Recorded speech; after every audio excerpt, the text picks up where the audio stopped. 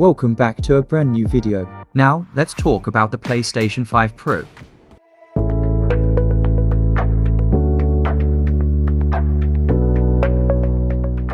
The PS5 Pro, let's talk about it. The refreshed version of the PlayStation 5 is about to drop this year, analysts told CNBC after the company cut its forecast for sales of its flagship console.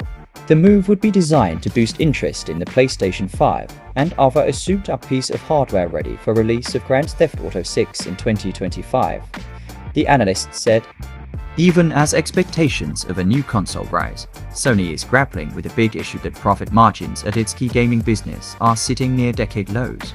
PS5 Pro rumors have taken a back seat in the last week or so, after the deal was kickstarted by fresh insights suggesting that the revamped console could land in the next 12 months. Last year's rumors may have fizzled out with the launch of the PS5 Slim, which carries a lot of the same characteristics we were expecting the Pro to feature, but there's always something new lurking in the shadows.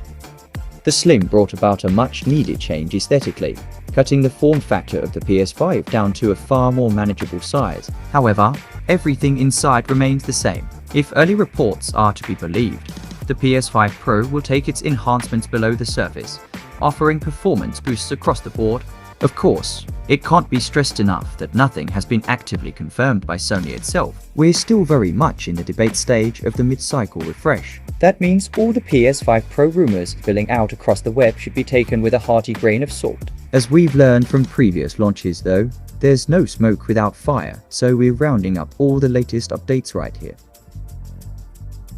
The performance level. It's difficult to predict what the PS5 Pro specs could look like. Early reports back in 2022 suggested that the PS5 Pro performance should be double that of the base console, but couldn't give exact specs or even reported hardware inclusions. There's a whole lot of conjecture around the PS5 Pro specs and very few substantial reports to back anything up. The PS5 is kinda already capable of 8000 output, but a console dedicated to these turbo ultra-high definitions could certainly be in the works.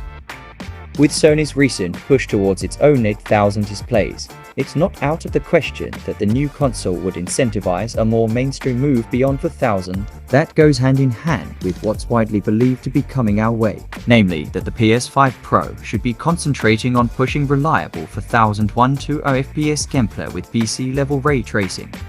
With up to 33.5 teraflops of power, making it up to 45% faster than the PS5 Slim. That puts ray tracing speeds at 2x for X at the current device. And with power dedicated to Sony's reported air computational upscaling supposedly named Spectral Super Resolution, we've got more credence for previous 8000 resolution claims. It's likely that, should the above be true, the PS5 Pro won't launch with this 8000 support, but rather boosted frame rates in 4000 and 144p, with a view to patch future higher resolution tech later on.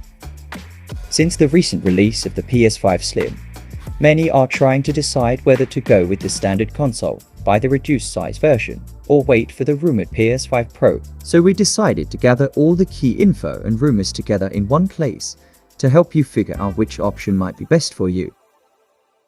The standard PS5 only comes with 825 GB of storage, whereas the Slim comes with a full 1 TB, which is a reasonable increase, but won't make much of a difference if you're looking to install multiple AA games, in which case, you'd be better off buying an external SSD, so you don't run out of space. Beyond that, performance in every other area is identical. The PS5 Slim has the same processor, RAM, resolution and max refresh rate as the standard PS5, which means you won't notice any difference when you're firing RPGs at your mates in GTA V or backflipping of buildings in Spider-Man 2. For people with the right additional equipment, i.e., a top-of-the-range TV to take advantage of these features, this could be a bit of a game changer. Particularly in the long term, the console may also come with more storage space.